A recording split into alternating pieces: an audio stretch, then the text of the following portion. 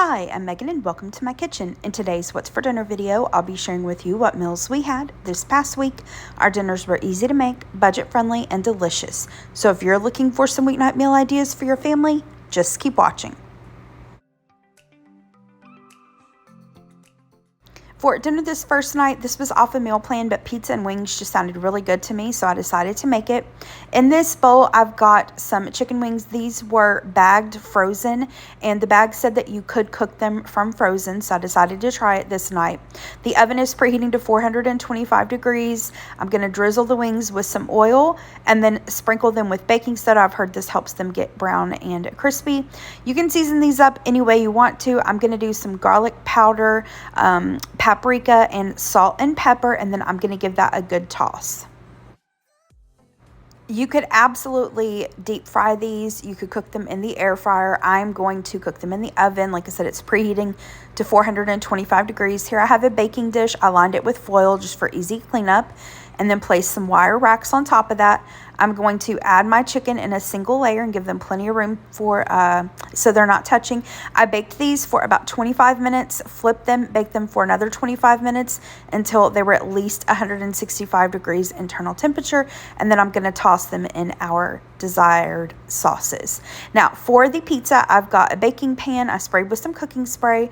I'm going to use the Pillsbury canned pizza dough. Of course, you could use homemade pizza dough, the stuff in the bag, the mix. You could use fresh pizza dough from your grocery store, whatever you want to do. Now, I'm going to add some barbecue sauce, and I've mentioned this pizza before. If there is a Boom Balls pizza near you, this is my version of their barbecue chicken pizza. It's so good. So once I've got that barbecue sauce spread out, I'm adding some shredded mozzarella and provolone cheese. Here I have some barbecue chicken. This is just barbecue chicken. It's already cooked and refrigerated. It's in the little packages next to the breakfast meats, and I just tossed it with some barbecue sauce. Now I'm going to add on some bacon pieces. I'm just using the stuff from a jar. You can cook up some fresh bacon. I'm going to add some pineapple tidbits. If you don't want to add pineapple, don't add it. Now at Boom Balls, they have these little pepperdew peppers that they put on their pizza, and it is so, so good. So I'm going to add that. Now I'm going to add some more cheese. I'm using the triple cheddar, just using what I've got. And then that's really it. I decided last minute to do a little drizzle of barbecue sauce. That's not necessary. But I'm going to place this into the preheated oven and bake it according to my pizza crust instructions. And here are the plates. Now I did garnish the pizza with a little fresh chopped cilantro. For the wings, we tossed them in some barbecue sauce and then some of the Buffalo Wild Wings garlic parmesan sauce and the buffalo medium sauce. Now the pizza was absolutely delicious. The wings had good flavor, but the skin was super, super soggy. Like I said, I know I cooked them from frozen, which this was the first time I do. To be honest, I wouldn't do it again with chicken wings like this. I tried to combat some of the moisture that I knew would be present from, cooking it from frozen, but yeah, they were super soggy. So I've made baked wings in the past, and they're delicious. I personally don't think that I would cook them from frozen like that again. If you have a tip or trick cooking them from frozen, then let me know. But otherwise, this was delicious, delicious dinner. If you've been with me for a while, you've probably noticed that I do like to try to recreate dishes out that we get at restaurants at home. I try to recreate them the best that I can.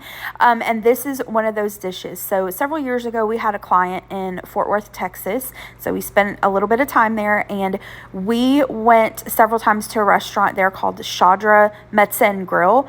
Absolutely delicious, and I don't know if they still do, but at the time they did a lunch buffet, and it was a really good price, and they had a ton of different stuff on their buffet, and everything was so good. This dish is called Heavenly Chicken, and it's one of their most popular items. And of course, I don't know their recipe. All I can do is go by the menu description, which says this is a cream cheese stuffed chicken breast served with a spinach, mushroom, and bacon Alfredo. So let me show you how I've done my best to recreate this, and I'll type up the recipe that I use in the description box below for you. My oven is preheated to 350 degrees. Here I've got 2 chicken breasts. I took a little paring knife and just sliced a little pocket into it. You want to make sure that you don't go all the way through the chicken. I have no clue what cream cheese the restaurant uses, and I was just going to use plain, but I had just a little bit of this Alouette cheese, and I thought, oh my gosh, I bet that would be delicious in it. So I'm taking some of the Alouette and stuffing it inside the chicken, and then I'm going to close the chicken with some toothpicks. And you could do really, I think, any flavor of cream cheese. I think the chive and onion would be really good. Now, to season this up, use whatever seasonings you like. I decided to do some of the Kinder's blend seasoning and then some Badia Complete, and I baked these chicken breasts for about 25 minutes or so. You just want to make sure that you cook the chicken until it's at least 165 degrees internal temperature.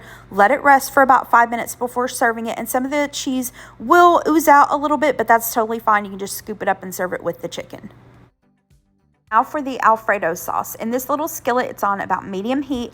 I have some olive oil. I'm going to add in a little bit of butter, and I found this garlic shallot butter at Target. It's also got some balsamic vinegar. I thought that would be really good in this. So once the butter is melted and the oil is hot, I'm going to add in my sliced mushrooms. Now, do not add salt. We're going to get these golden brown and cook them for about 3 minutes. Give them a stir. Once they're golden brown, we're going to then season them with a little salt and pepper, and then cook those for, just another minute. Then we're going to add in some minced garlic, just a couple cloves, give that another stir, and we're ready to add in our fresh spinach. Now, you just want to cook this for a couple minutes until the spinach wilts down, and as you can see, we had the whole skillet overflowing with spinach, and it cooks down to next to nothing. So once the spinach is wilted, we're going to add in a couple tablespoons of butter. Once that's melted, we're going to add in our heavy whipping cream. You do need to use heavy cream. You really can't recreate this using whole milk or almond milk. It just does not thicken up the same.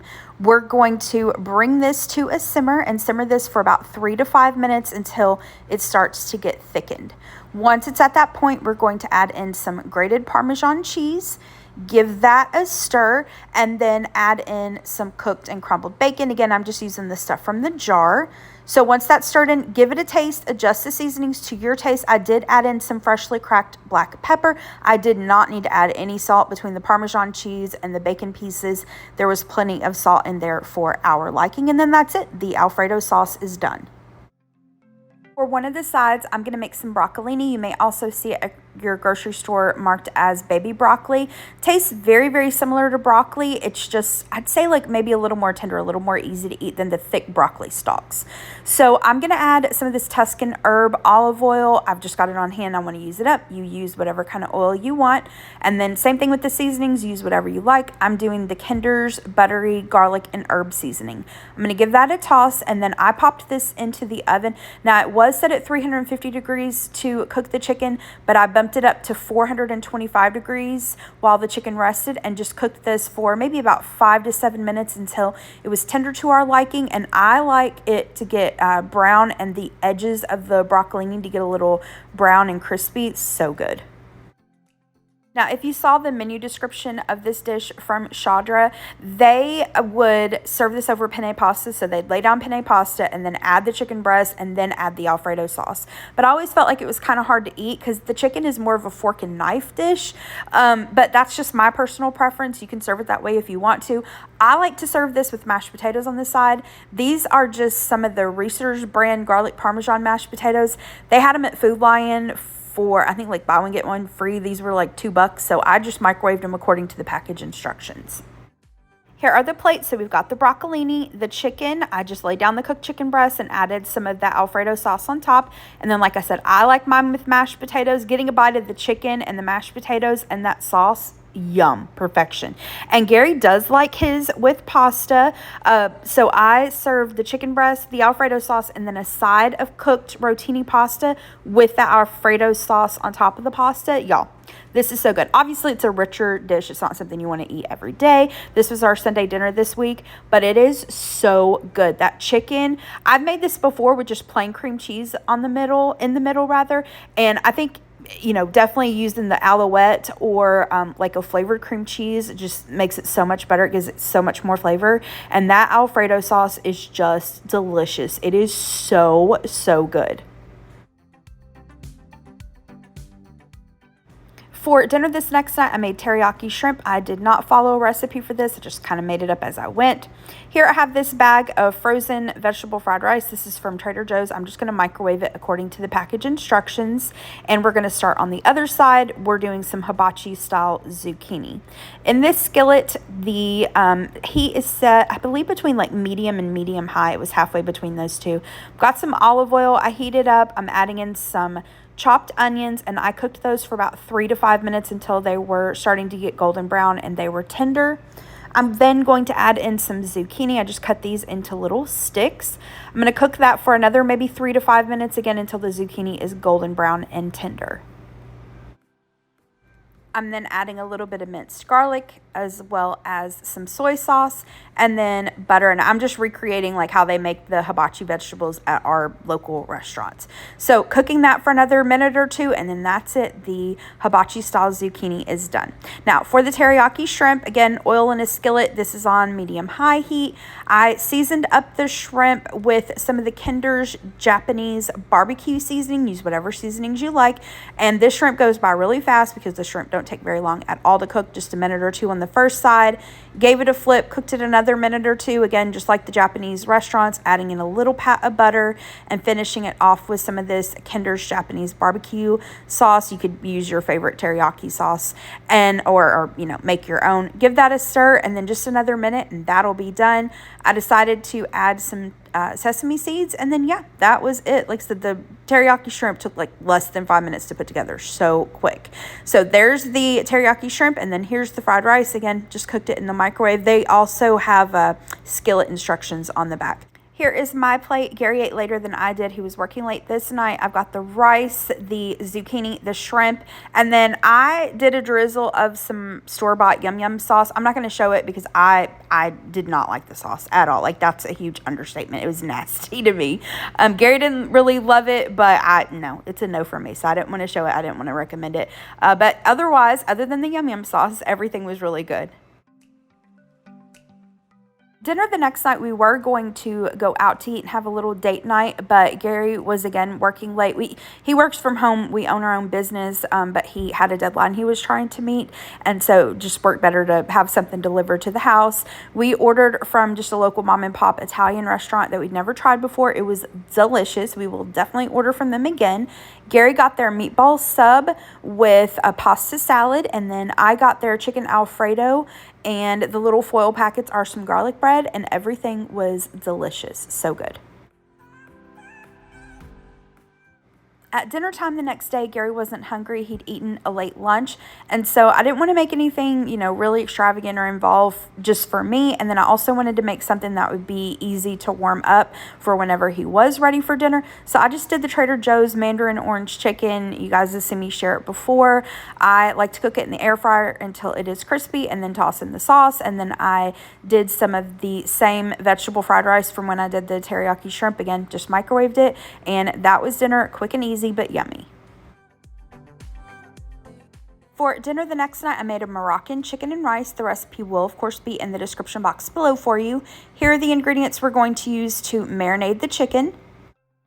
I've got minced garlic, ground cumin, dried oregano, ground turmeric, salt and pepper, some ground coriander, a little bit of olive oil, fresh squeezed lemon juice. You can also use the stuff from the bottle, and then some chicken thighs is what I'm using. You could use chicken drumsticks. You could use split chicken breasts, regular chicken breasts, whatever you want to use. The world is your oyster. Use whatever kind of chicken you want or what's on sale. All I did was combine the ingredients of the marinade. Again, check the recipe in the description box below for the amounts, and then added it to a Ziploc bag with the chicken. And then it's best to marinate this overnight, but 2 or 3 hours if that's all you've got is fine.